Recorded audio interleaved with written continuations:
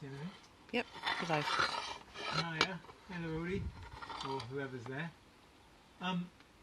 We may drop out the signal at 23 minutes 51 seconds because there's something about the storage of file size on this phone, which means it starts a new file, and I think last week it dropped out, so I tried to sort it, but I couldn't make it work. And I also promised to do something more organised, and I've also failed to organise that as well.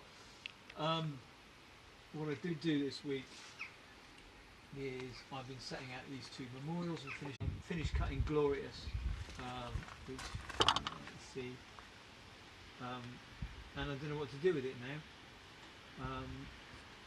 I might paint the letters and then rub them back.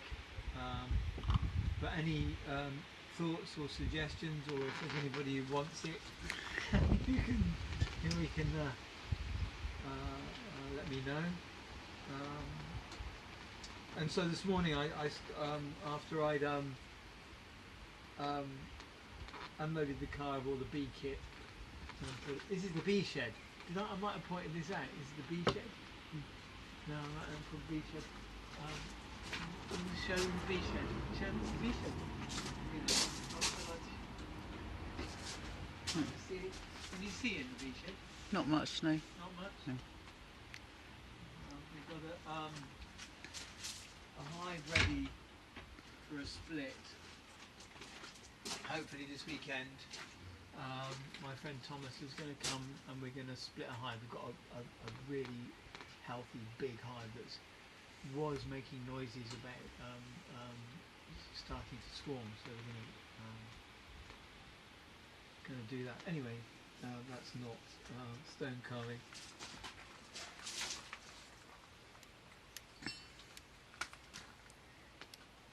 Right.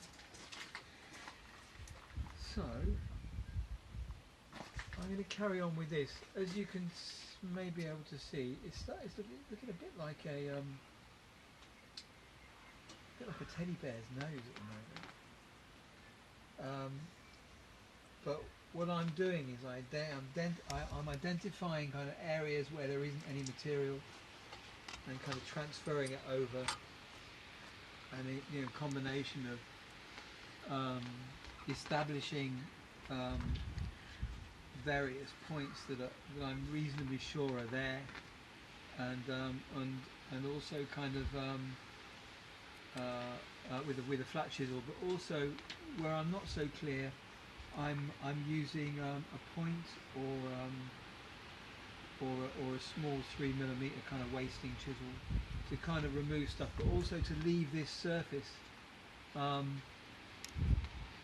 rough, because I think I might have mentioned before, it's easier to see into the material.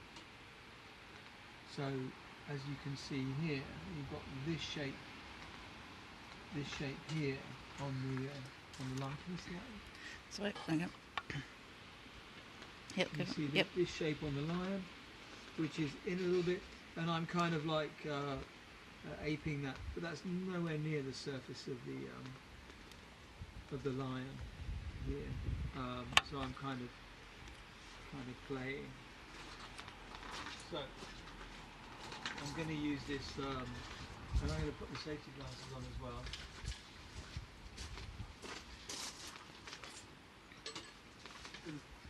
For the first time in a week and a half. Oh, great.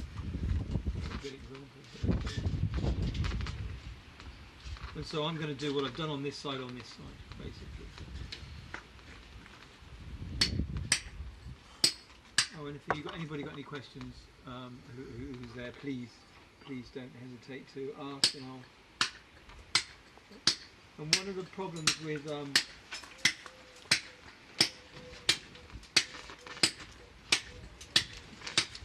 demonstrating is that I stop and talk, I'm either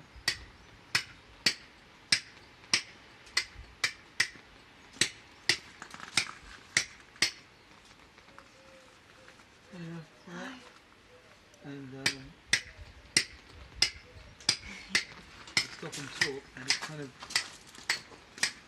breaks the rhythm.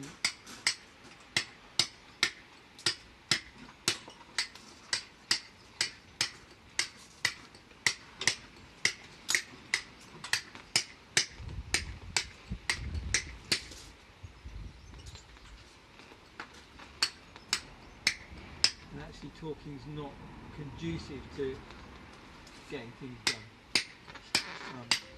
I can't lie, I'm not a very good multitasker when it comes to talking and carving.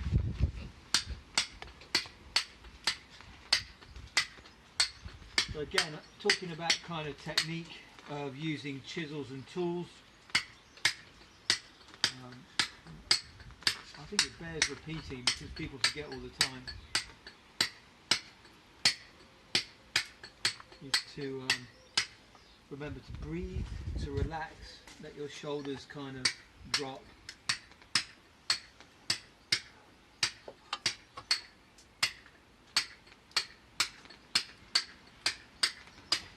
And remember this structure, and you're dropping you're using the weight of the hammer rather than strength.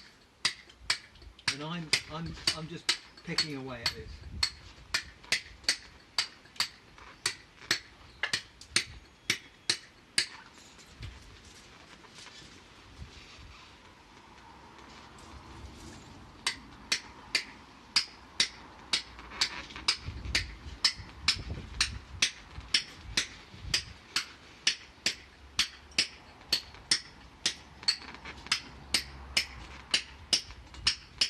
Yesterday it was raining. Yeah. So that was extraordinary. That was underneath here in the rain. I was setting up these two, this plaque and this great little gravestone, and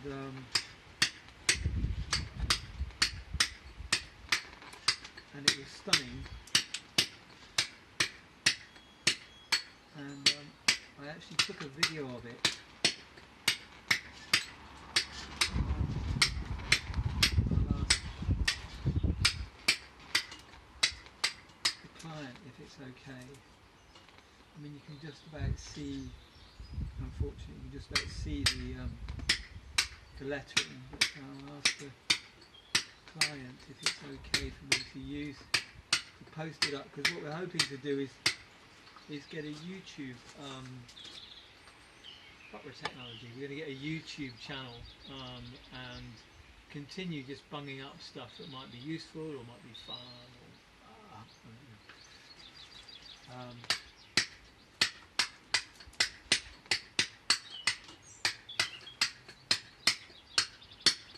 So yeah, look, I'm dropping this down to here, keeping it rough. I've established this. You can't really see it. I've established this point here, which is the same point here, and I've established the tip of the nose, yeah, and slightly angled, and I've kind of roughly put in this platform, which is just above here.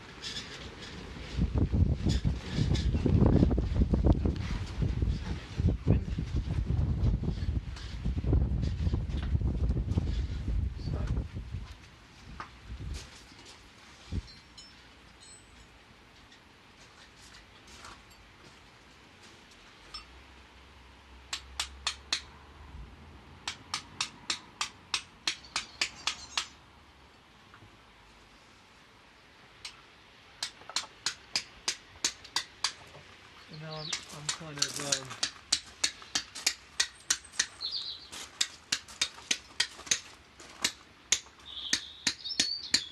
this is nowhere near the surface, but I'm just kind of drawing around here to echo this. I'm not being particularly brave at the moment.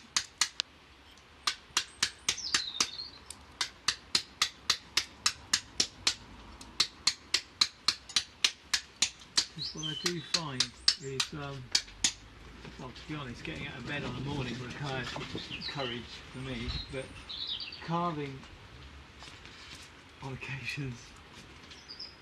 I'm not one of these leap out of bed, ta-da kind of people. But carving requires courage and commitment, because you're once it's gone, it's gone.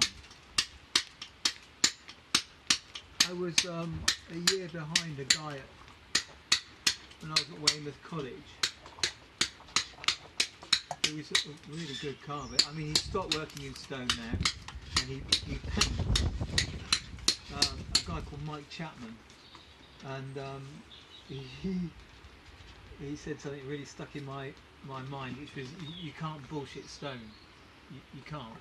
You can try, but if you make a mistake, you made a mistake, and there's no getting away from it. And so each hammer blow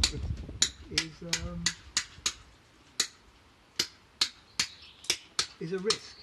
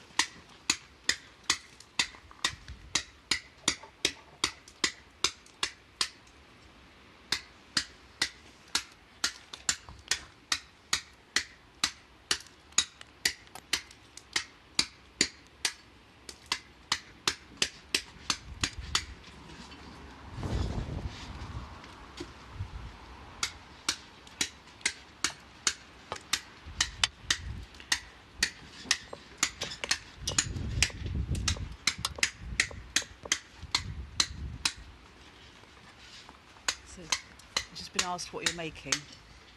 Oh, okay. Do you want to bring the camera around? I'll bring it around here. So it looks nothing like this at the moment, but this is what I'm making. And this is a water feature. So, oh, you might know it's a lime, but it's going to be a water feature. So it's going to spit water into a bowl, and then the water will flow out of that bowl and down a rill into another bowl. So that's the plan. Oh, okay. Who's that? Oh, hello, Jay. Is it Jayab? Yeah. Oh, right, okay. So, what kind of grey stones do you make? It's going to be tricky. Yeah. I don't know how this works. Yeah, so yeah.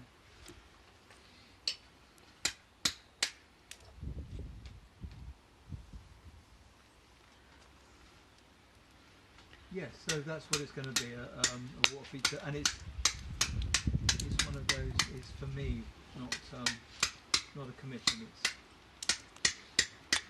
It's for me. There's things that I want to make, and this is one way of putting off the things that I want to make by making something kind of like it's easier to make than things I want to make. I've got a big block of sandstone in the workshop that's going to be a monk of some sort, and I also want to. I'm going to tell you that. Yeah, there's various other projects that I want to make that I've been wanting to make for ages, and work gets in the way of that, and I don't even have that excuse at the moment. So I've now decided to make something else. It's there we go. Apparently Jay makes standard lawn memorials, mainly granite and the odd slate. All right, okay. So you use do you hand cut letters in granite, or is that a sandblasted or CNC machine or something like that?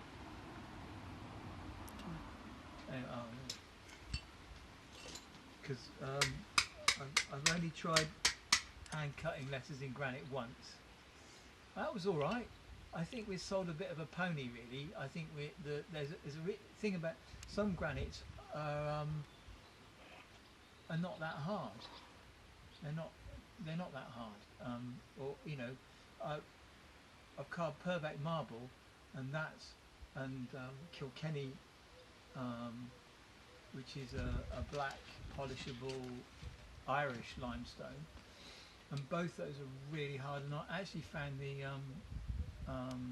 the granite easier to cut than that, although it behaves differently because you've got this different. Anyway, it lends itself to being sandblasted, I know, rather than chisels. But my grandfather worked in a granite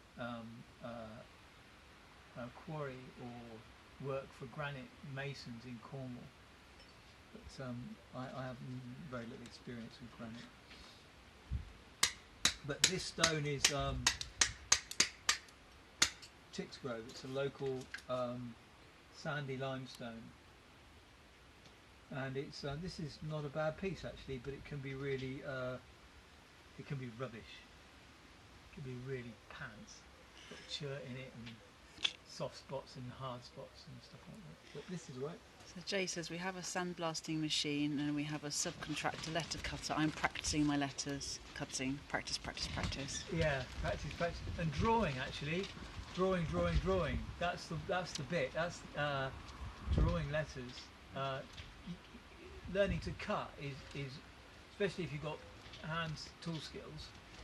Is I mean that's I found that relatively straightforward, but the skill base in drawing a beautiful letter is and the compositions is something that's taken me a long time to get anywhere near. I mean, I'm not. I got people. I mean, I do a reasonable letter, the kind of Roman letter, and the spacing's pretty good, but I find it really daunting actually. Yeah, it's tricky. Give me a bit of complicated architectural masonry, you know, skew back Springer on, you know, which are a bit of a head scratcher, but it's all straight lines and you can find your way. Yeah, anyway,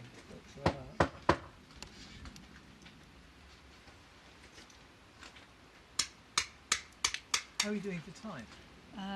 We've got about, potentially 5 minutes until it chops out. Collapsing in small heat. Potentially. Okay.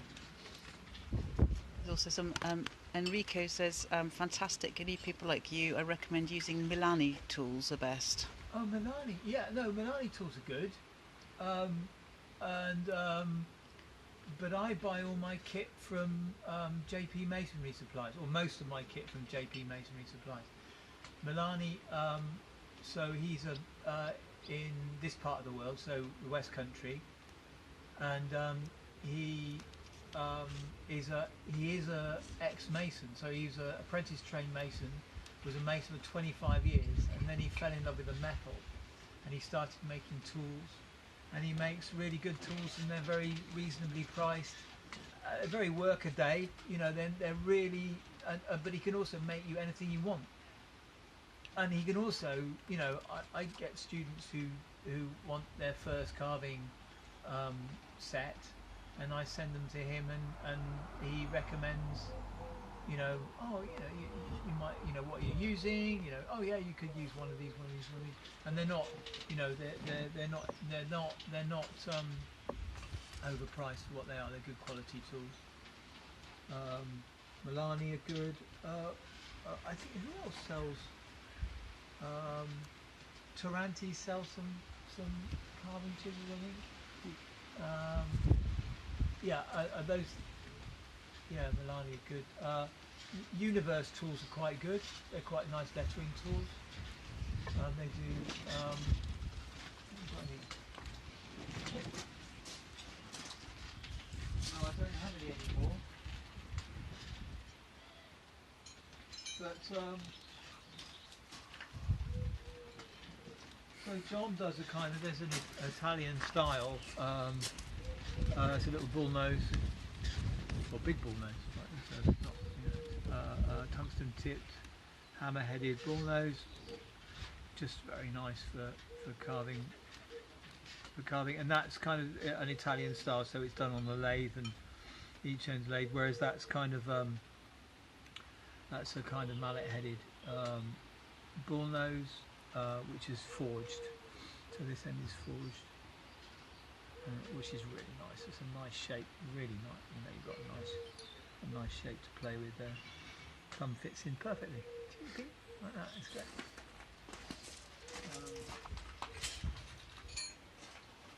You know, this is one of John's as well. This is a little gouge, little tiny gouge.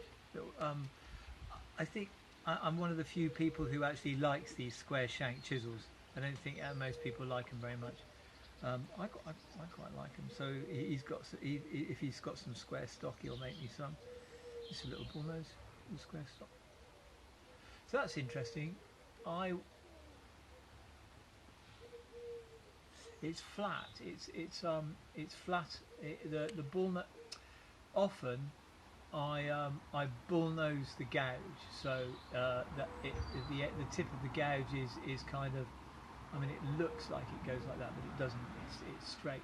But I tend to put it on the grinder and do that shape in the gouge, so it's not just gouge shaped, it's also bull nosed as well, and that's quite nice. That's quite a nice way of treating gouges, working with gouges.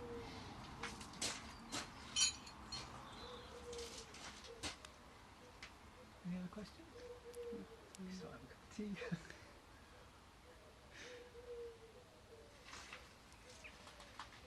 Yes. Yeah.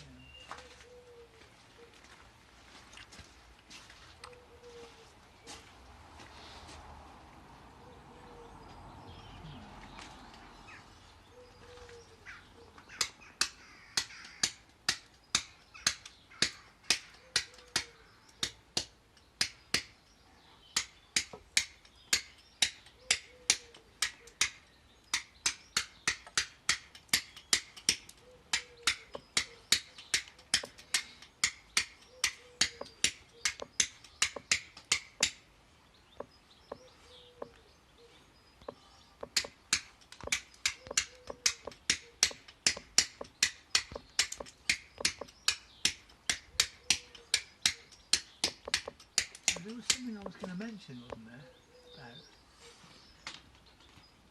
So we might be. There is this kind of feeling that we might be coming to in the UK. I don't know. Is there some guys from Italy there? Because you're about 3 weeks in front of us. 2 weeks, 3 weeks in front. My old man lives in the south, and it hasn't kind of got to them yet in the tip of the heel. Or rather it has, but it's not, you know, it's in the north of Italy, it's behind, but we're kind of reaching the kind of, well, I may be wrong. Yeah, so there may be some kind of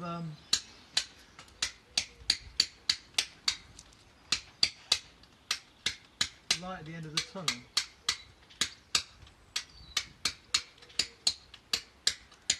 You might,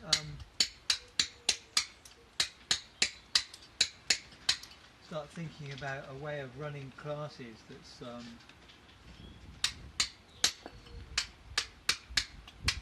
safe. So you might have to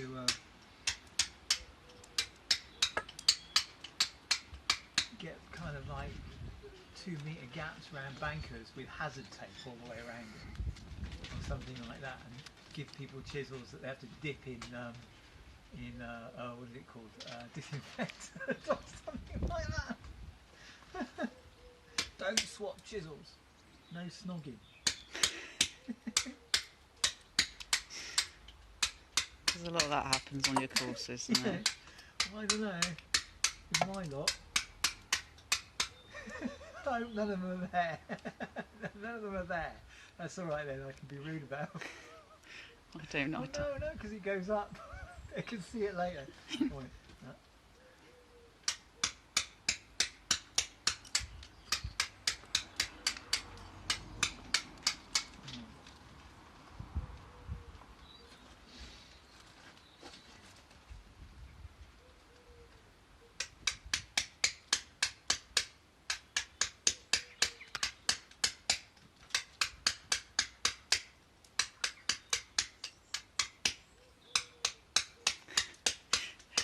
TK's dad said working sideways in a wind tunnel with others should be safe.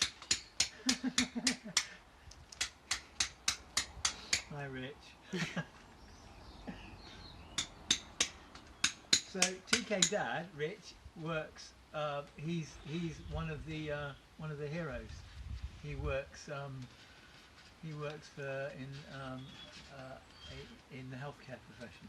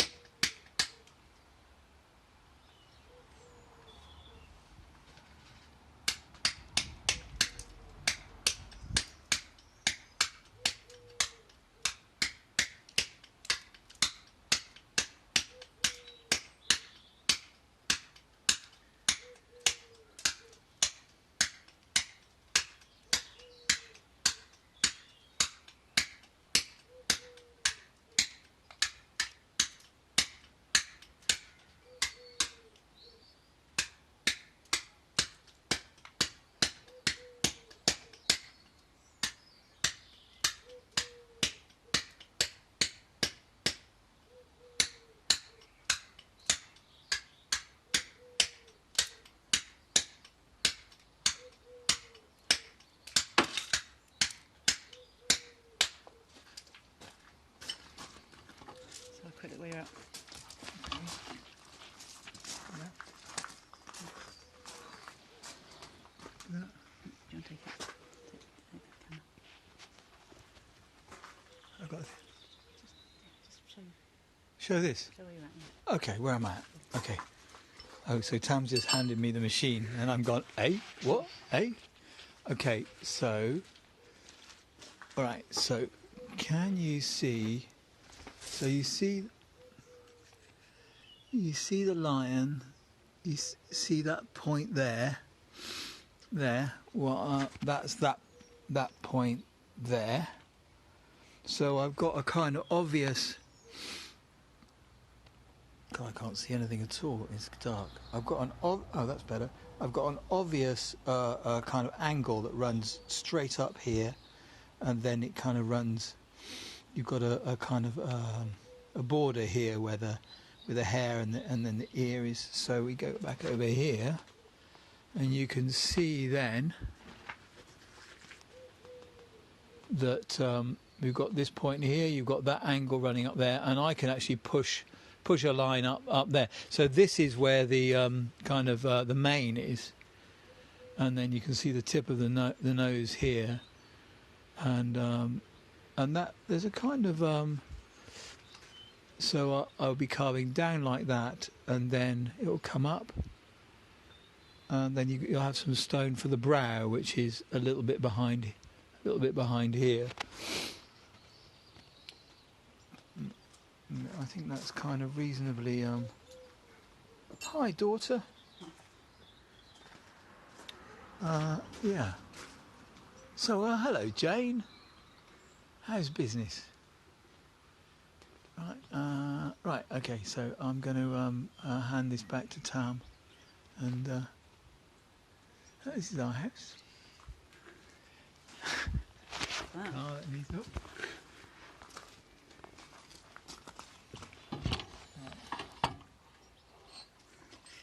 Rue says, "How now, round brow?"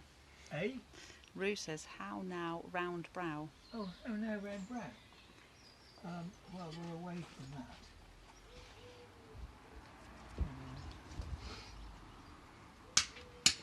So I'm going to put that. So did we go over 23 minutes? Yeah. All right, so it didn't die. No. Right, excellent.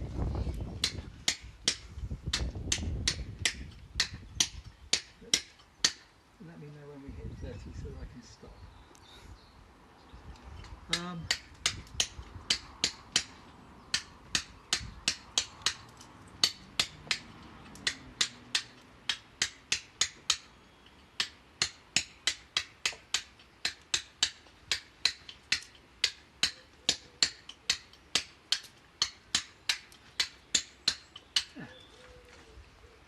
That might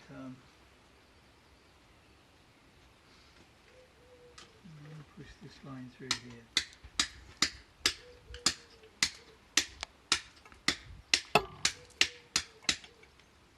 There's this kind of odd phenomenon that it often feels like the more stone you take away, the more material you've got to play with.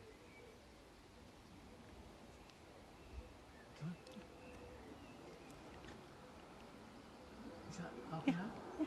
Oh, right, great. So look, I'm going to stop now and have another cup of tea.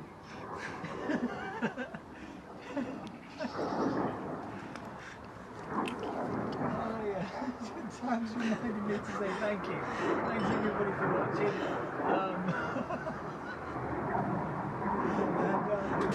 And if I can get it together, I'll see you next week. Cheers.